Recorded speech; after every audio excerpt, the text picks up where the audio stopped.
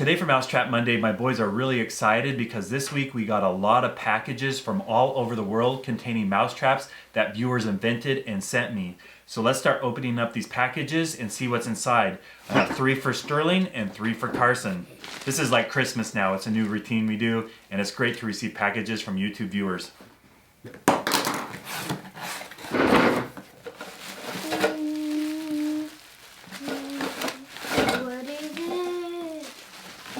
Dump it out if you want. But there's glass inside here.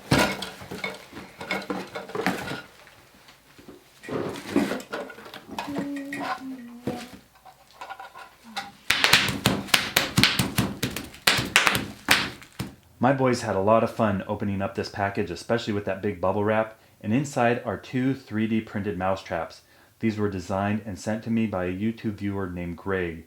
The skill is really incredible when he made these. He based it off of old patent drawings. This is from 1926.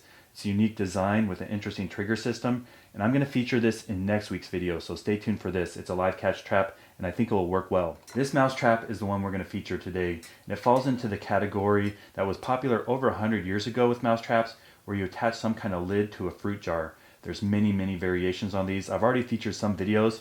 Here's one similar to this design that has a trap door that opens and closes. This one's one of the spike or minnow trap designs. This one's called Old Tom. Here's one of the first jar mouse traps. This is called the Unique. This was patented in 1912. Has a trap door that's spring loaded. That worked well.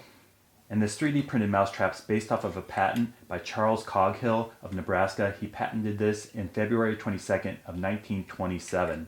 It's a really simple design. There's a hole in front for the mouse to enter, a little door that opens, and there's little spikes there to keep it from coming out once it closes. They'll want to get the bait inside the jar, go through, lift up. Once you squeeze this through, close, oops. Now we're going to test out our modern 3D version of the Coghill mousetrap with our pet mice. Put some bait in the jar, see if they'll squeeze in there. Then we'll go test it out with motion cameras in the barn, see if we can get some wild deer mice. A little while ago, our brown mouse had babies. I've been asking viewers what we should name her, and based on the last video I did, we're going to name her Lego. So these are Lego's babies. We'll see if one of them goes in the trap.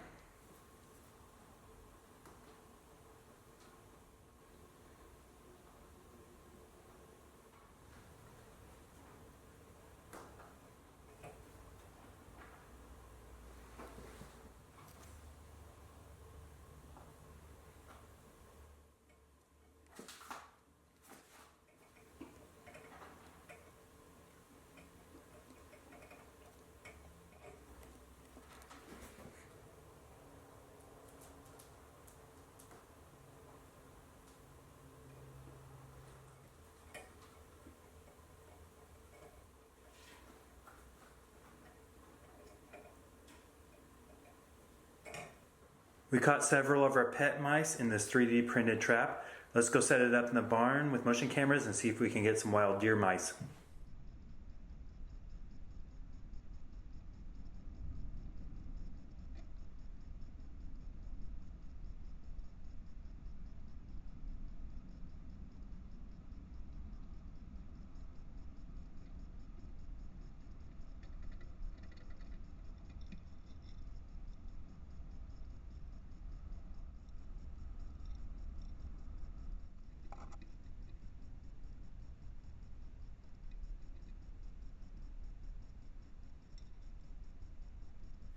Last night I set up our 3D printed fruit jar mousetrap in the barn. This wild deer mouse really wanted the bait. It went in there and got caught. So this trap worked both with the wild mice and the pet mice. Thank you so much to Greg for sending me this trap. I can't wait to test out the other one you sent me. That'll be next week's video. Since this is a live catch trap, let's let this mouse go.